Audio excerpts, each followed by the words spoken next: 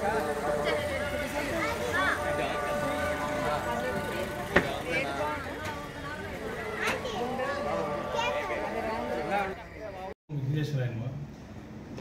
27వ తేదీ ఆగస్టు 27వ తేదీ నుంచి స్వయంభూ వరసిద్ధి వినాయక స్వామి దేవస్థానం కాణిపాకం నందు బ్రహ్మోత్సవాలు ప్రారంభమవుతాయి.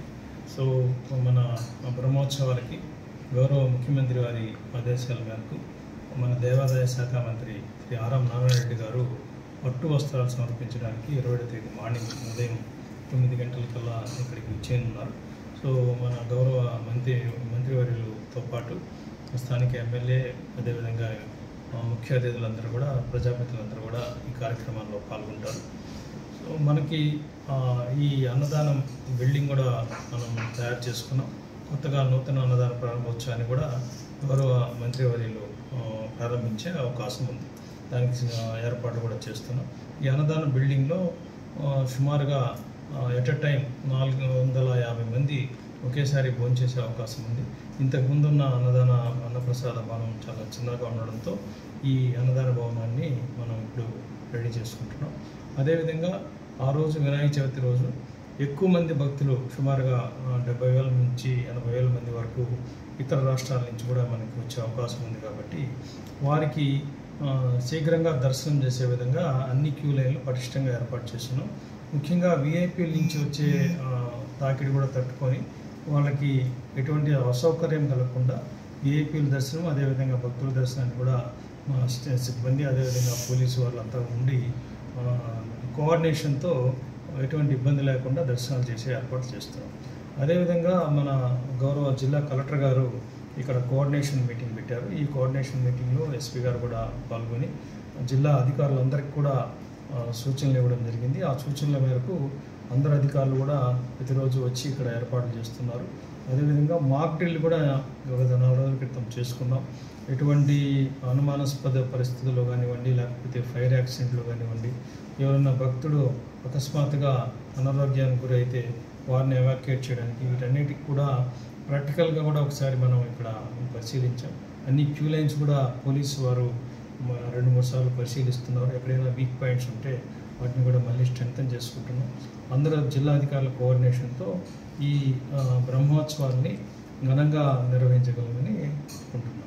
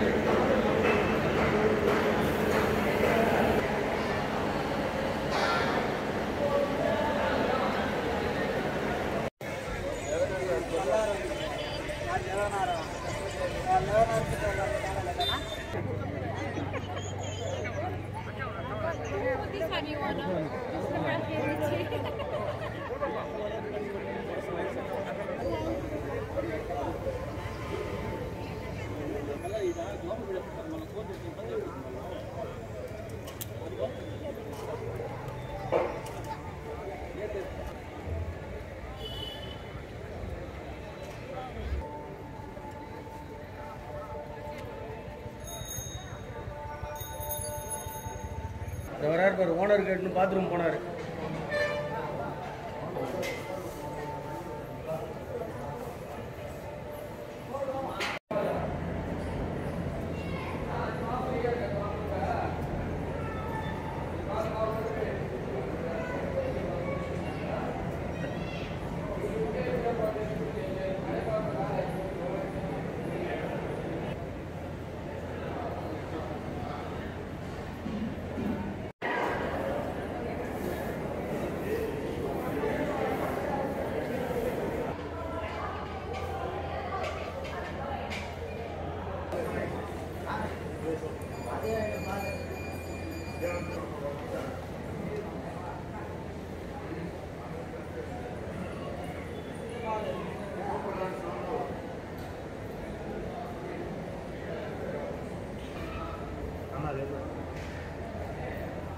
ಅವರು ಉಲ್ಲ ಅವ್ರದ್ದು ಕ್ಲಾರಿಟಿ ಅವರು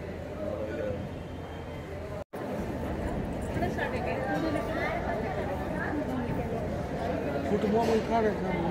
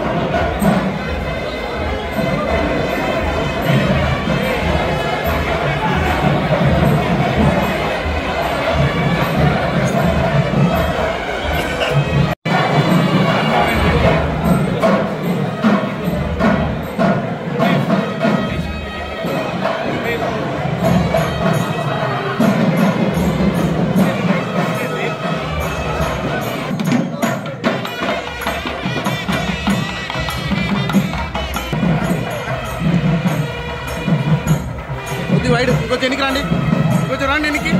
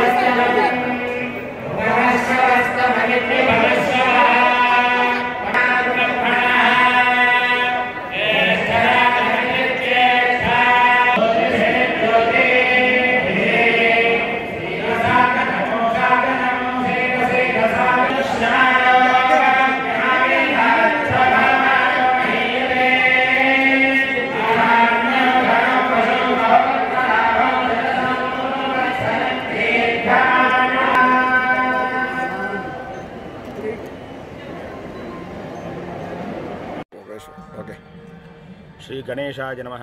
ఆదిపూజ్యాయ దేవాయ దంతమోదకధారిణే వల్లభా ప్రాణకాంతాయ శ్రీ గణేశాయ మంగళం.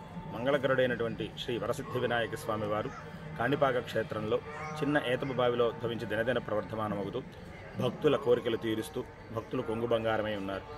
స్వామివారు ఇక్కడ ఉద్భవించడంతోనే ముగ్గురు సోదరులకి వరాలిచ్చారు కాబట్టి వరసిద్ధి వినాయక స్వామివారిగాను, స్వామివారు ఎదురుగుండా చేసేటువంటి సత్యప్రమాణాలకి ఎంతో విలువ ఉన్నది కాబట్టి సత్యప్రమాణాల స్వామిగా స్వామివారు ప్రసిద్ధి చెందారు.